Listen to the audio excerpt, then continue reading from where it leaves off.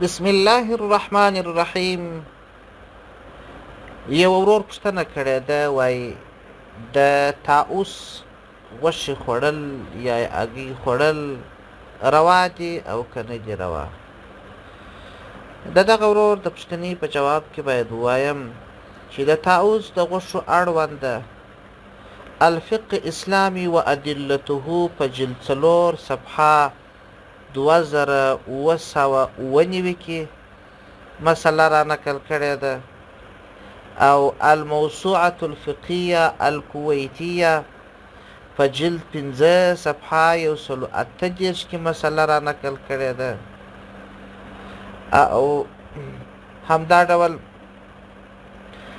ځینو نورو کتابونو هم په دې اړه باندې خبره کړې ده چې د امام شافعي رحمه الله پر مذهب باندې د طاووس غوښې خوړل حرام دي.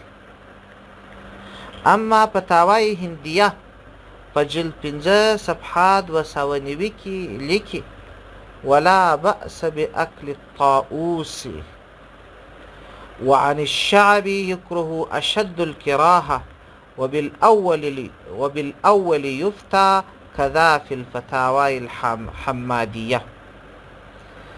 وای د طاووس غوښې خوړل دا پروا نه کوي، صرف د شعبي په یو قول کې سخت مکروه بلل سوي دي، مګر مفتابه قول وای دا دی چې د طاووس غوښې پاکې دي، خوړل جایز دي، چې غوښې یې پاکې سوې هګۍ یې هم پاکې دي.